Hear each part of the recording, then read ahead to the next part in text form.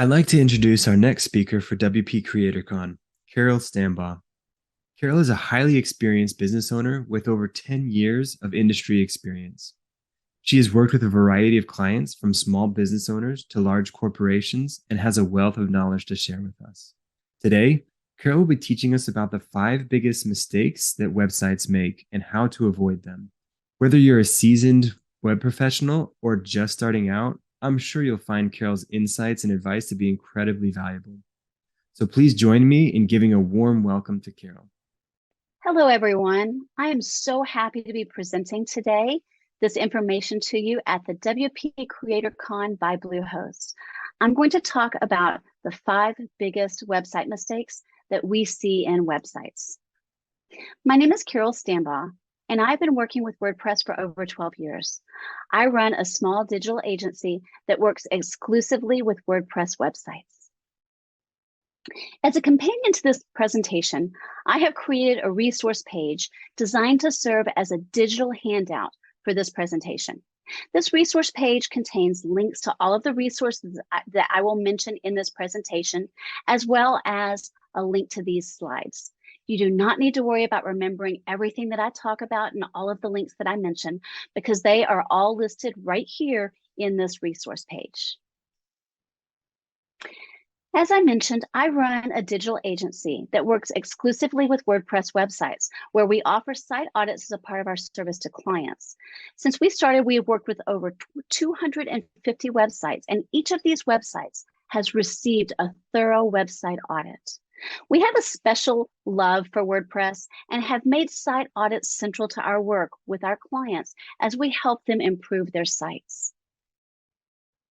In 2020, we decided to begin collecting data from these websites, and to date, we have tracked 168 audits.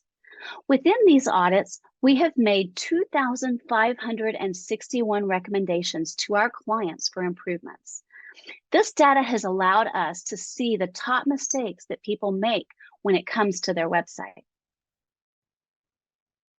So what is a site audit? A site audit is a comprehensive evaluation of a website.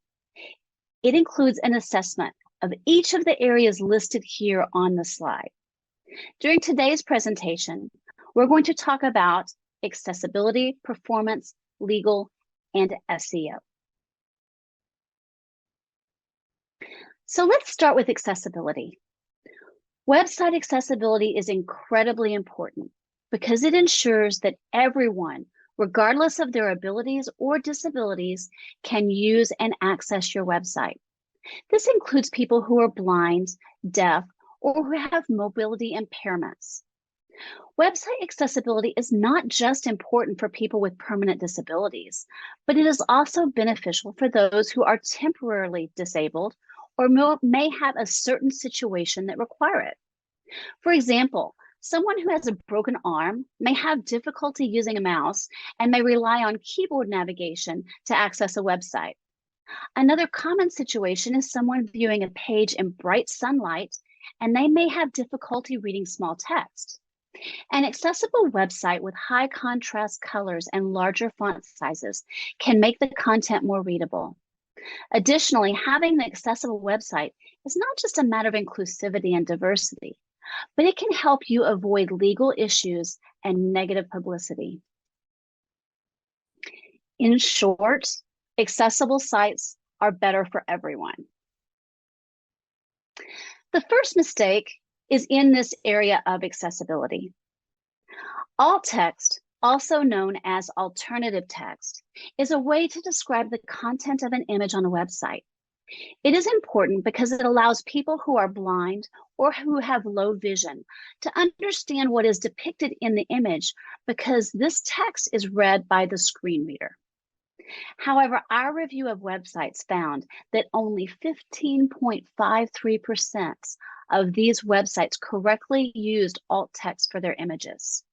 It is crucial for website owners to ensure that all images on their site have properly formatted alt text to provide an accessible and inclusive user experience. To fix this issue of missing or improperly formatted alt text, it is important to add alternative text for each image as if you were describing it to someone who cannot see the image. This means that you should accurately describe the content of the image. In the past, you may have been told to use SEO keywords in the alt text to improve your SEO. This is true. You can add a keyword in this description, but only do this if it makes sense for the image. It is more important to describe the image properly than to have a keyword included. In general, it is best to keep this alt text brief with a limit of less than 16 words. This image shows the alt text for an image that is currently in use on our website. So in this example, you see that the alt text reads, "Picture of a Radiate WP website audit report on a desk with a computer, cell phone, and notepad." For this image, I was able to add the keyword, which is website audit. However, if it had not made sense, I would have happily left out the keyword. Mistake number 2 is the failure to ensure proper color contrast so that the text is easily readable by all users. When it comes to website design and accessibility, color contrast ratios are an important consideration. The contrast ratio between text and its background should be high enough to ensure that the text is legible and easy to read for all users. For large text, which is 18 pixels or higher, the recommended contrast ratio is 3:1, while for regular text below 18 pixels, the recommended contrast ratio is 4.5:1. These guidelines help to ensure that the text is clear and easy to read. There are several resources available to help website owners check the color contrast of their website. Some options include the WebAIM Color Contrast Checker, Accessibility for Insights, and Totally Bookmarklet. The links for these resources can be found on the resource page. The screenshot you see here is an example of the WebAIM tool in action. You can see that the colors shown have a dark, bright blue text with a white background. This has a great contrast ratio of 8.59:1. Our agency has recently updated our website with an emphasis on accessibility. This screenshot shows the before and after story of our buttons on the site. As you can see, the button on the left is smaller, and the background color of the button is a little lighter. The button did not meet accessibility guidelines. As a result, we changed our button to be larger with a larger font, and we used a slightly darker color for the background. These changes improved the contrast ratio from 2.98:1 all the way up to 3.7:1. So we have talked about alt text and color contrast. There are 2 other common accessibility issues that I want to mention, and they are tab navigation and content hierarchy. Tab navigation is when you ensure that a website is navigable only using the keyboard, not the mouse. Users should be able to easily move between different elements on the page using the tab key. Content hierarchy refers to structure and organization of a website's content. When the website's content uses numbered bullets and headings, it makes the website more accessible to users who rely on a screen reader. The links shown here are included with other accessibility resources on that resource page that I mentioned earlier. Mistake number 3 is in the area of legal requirements. The sites that we reviewed had an average score of 41 out of a possible 100 in the area of legal requirements.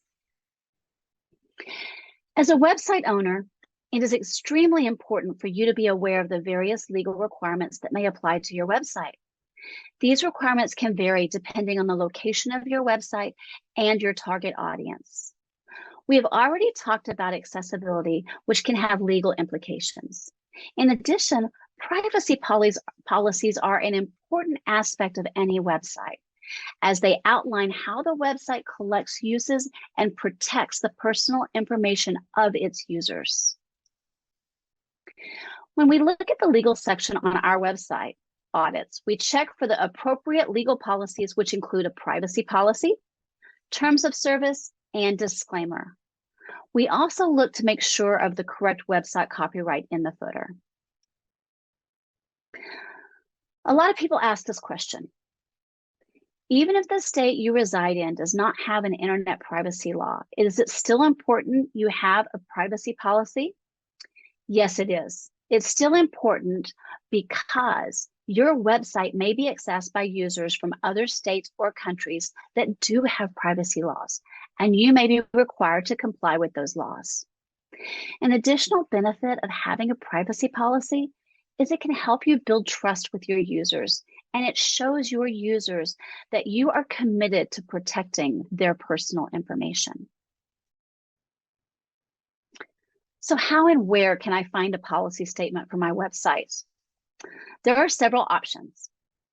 One option is to hire an internet privacy attorney who can help you create a custom privacy policy just for your website. However, this can be very expensive, and the policy may quickly become out of date as laws and regulations change. Another option is to use a DIY privacy generator, such as Termageddon. This is the one that we use and are most familiar with.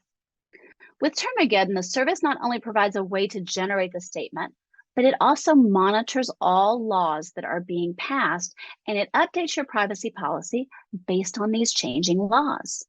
This is a paid service, but the monitoring service that you receive is included with that fee. There are many other online privacy generators available. Some of them are free and some are paid services. It's important to remember that the laws are continually changing and new laws are being passed. So a policy that is up to date now may quickly go out of date when a new law passes. I would advise using a service that has an ongoing legal monitoring, such as Termageddon.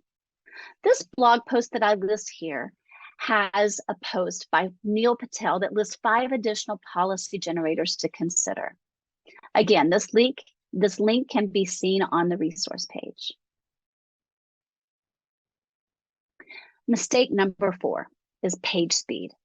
Only 15.7% of the site we reviewed passed the Google page speed test. Website page speed is important because it can affect the user experience of your website. If a website takes too long to load, users may become frustrated and they may leave the website before they have a chance to engage with the content. In addition, page speed is a ranking factor for search engines. So a faster website may have an advantage in search results over slower competitors. Page speed is also a very complex art. There are multiple factors that contribute to a site's page speed. So it is important to know that there's not one magic pill that solves everything. There are several quick tips that you can follow to improve the page speed of your website. One option is to work with your hosting provider to optimize your website's performance. Your hosting provider is your partner, and they can be a tremendous help for you when it comes to something as complex as page speed. For example, Bluehost offers a great, simple caching solution that you can access through your settings. If you do not want to use the Bluehost caching feature, there are plugins like WP Rocket and Jetpack Boost that can help to improve page speed. Another tip is to limit the size of images on your website by resizing and compressing them. There are image optimization plugins such as Smushit, Image Optimizer, and Cloudinary that can help to reduce the size of images without sacrificing quality. You should also limit the number of embeds on your website as they can slow down the page load time. Finally, you can consider using a service like Cloudflare, which can help to improve the performance and security of your website. Links to all of these resources can be found on the resource page. Mistake number 5, missed SEO opportunities. 61 out of 100 was the average score for the area of SEO. SEO stands for search engine optimization, and it is the art and science of optimizing your website to rank higher in search so that you can increase the traffic to your site.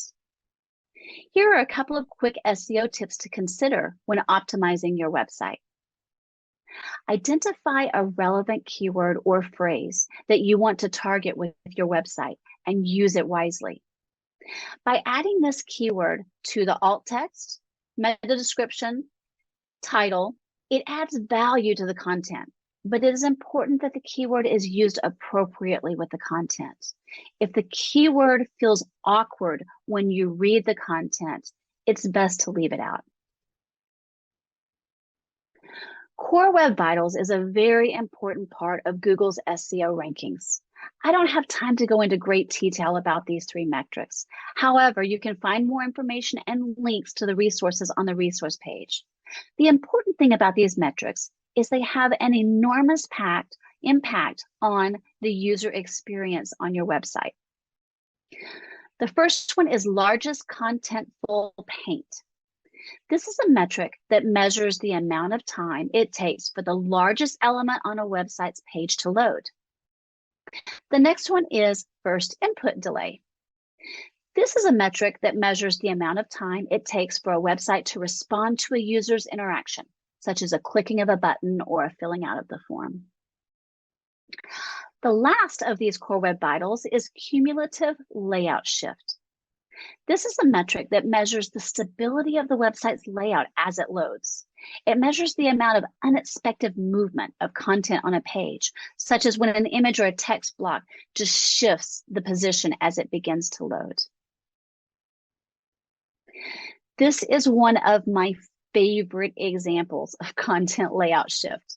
I think all of us have gone to a website and it takes forever for everything to load. And as things load, the content moves. In this case, we have someone who's trying to send a test warning. And because of cumulative layout shift, they click at the exact wrong time and they end up sending the real warning. This just really cracks me up. I think this is a perfect example of the frustration that we may all have felt when we're trying to load a page that is not stable as it loads. And that is cumulative layout shift in action. There are so many different resources out there for SEO. I'm going to list some of my favorites here.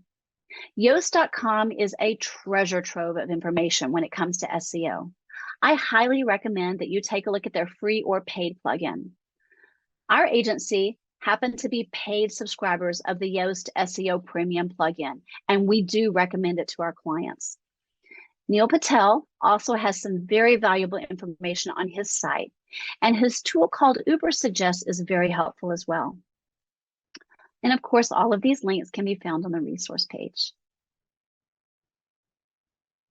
So we've gone through the 5 biggest mistakes, but I want to give you just a bit of bonus information about website conversions. A successful conversion is when you get a user to take a specific action on your site that leads to your long-term goal. So what do our audits have to say about conversion optimization? We looked at the number of sites that had a primary call to action, and 80% indeed had a primary call to action, sometimes called CTA. This is a great score, but there's an additional question to ask. Is your primary CTA consistent with your larger website goals? Does your website have a call to action on the top of the home page that leads to a learn more and it takes you to a solutions page, but your real ultimate goal is that people schedule a consultation with you? A successful website has a comprehensive strategy that looks at each page, the purpose of the page, and corresponding calls to action, and content that eases that user towards your final goal. Having this clear and well thought out website strategy is important for improving conversions on your site.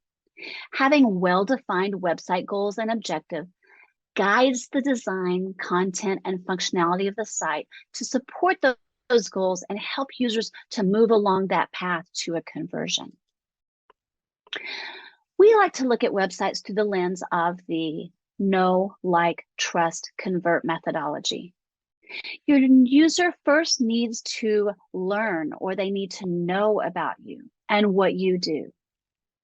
Then they need to read about you and like you as a solution.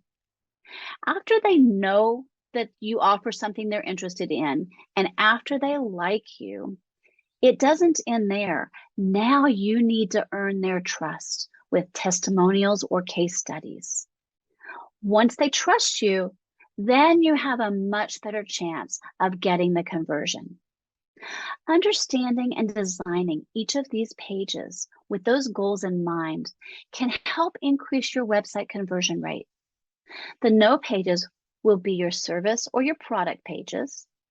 The like pages will likely be the about us, about our team, or maybe about our mission and philosophy.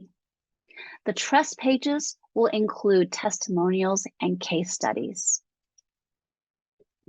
The Bluehost website has a great example of a trust factor right there on their homepage.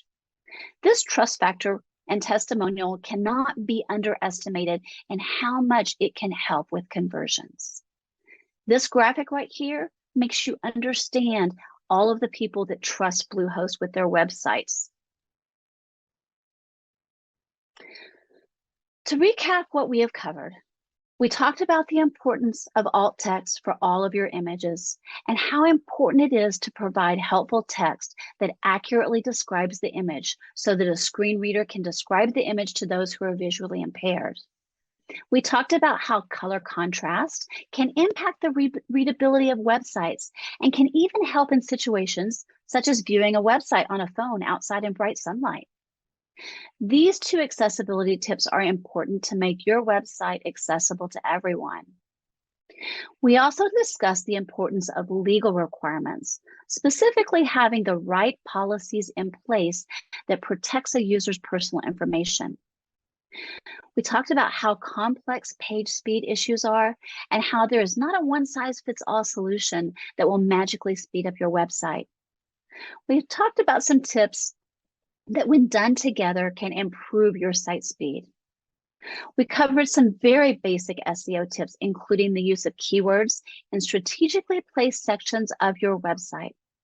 And lastly, we talked about conversion optimization and the importance of having well-defined goals and a complete website strategy in place. We've talked about a lot of different things in this very short period of time. Remember, all of this information is available to you right here on the resource page listed here. Thank you so much for allowing me to share this information with you. Our team works hard to help our clients improve their sites and make their slice of the web better. When more of us can do the same, we are all contributing to a better internet. And yes, this is my hedgehog. His name is Poe. Thanks so much.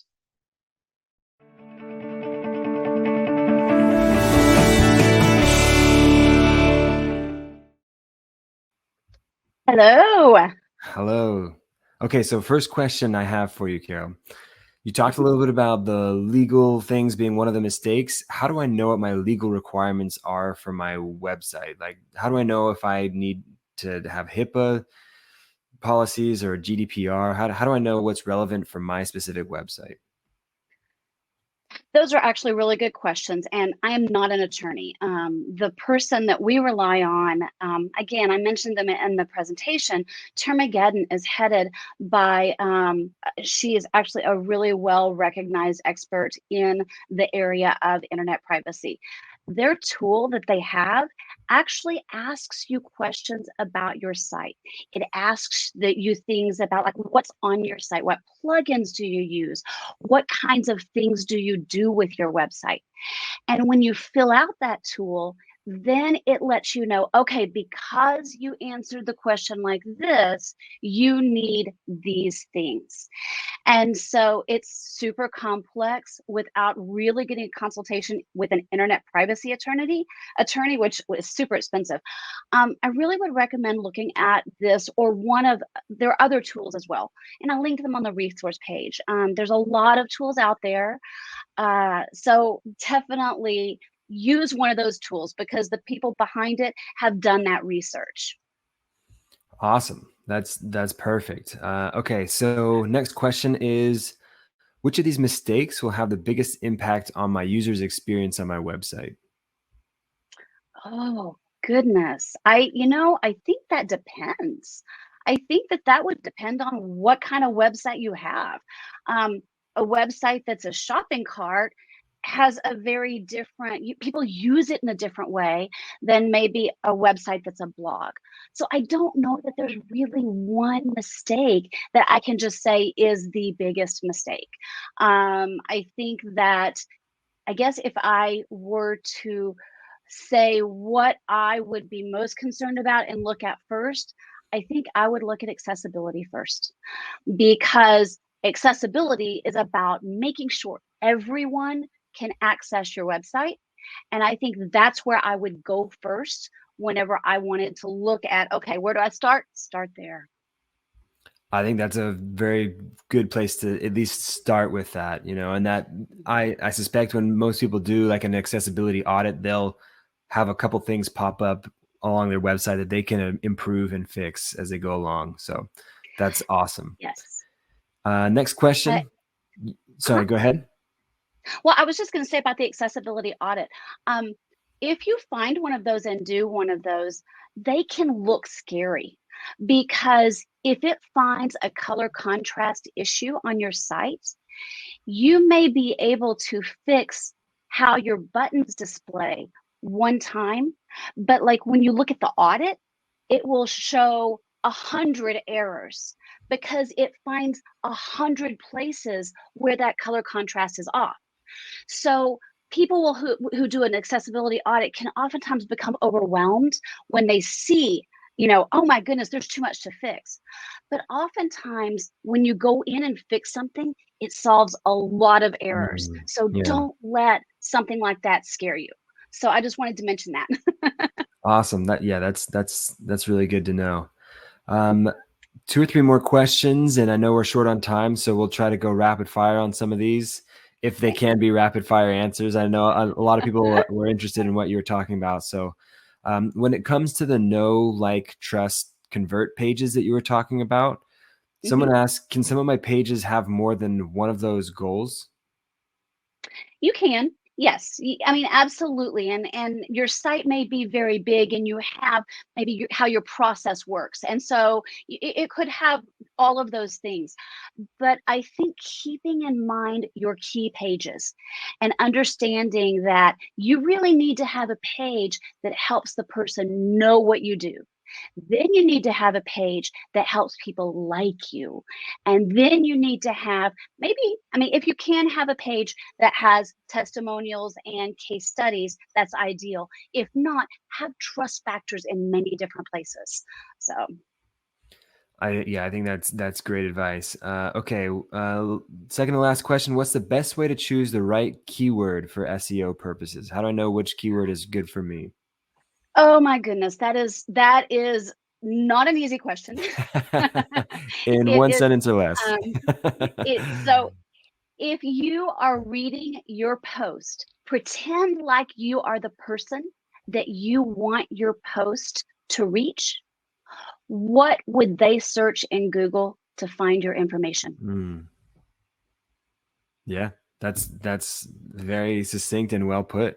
I think we all know that Google is basically trying to answer the questions that we ask it. So Hmm. basically reverse Right. engineer that and try to make your site as geared towards that question as you possibly can. Think what questions your audience will be asking. Okay, Hmm. last question. Someone asked about plugins. I think that this is has to do with plugin bloat, but you mentioned some plugins for improving the speed of your website. Hmm. I think if I'm understanding correctly, the user is asking, should they just put in a bunch of plugins to make their site go really fast, or is it better to just have one plugin essentially to do all of those different things? Um, it sounds like they might be talking about caching plugins. And I mentioned about really your host is your partner.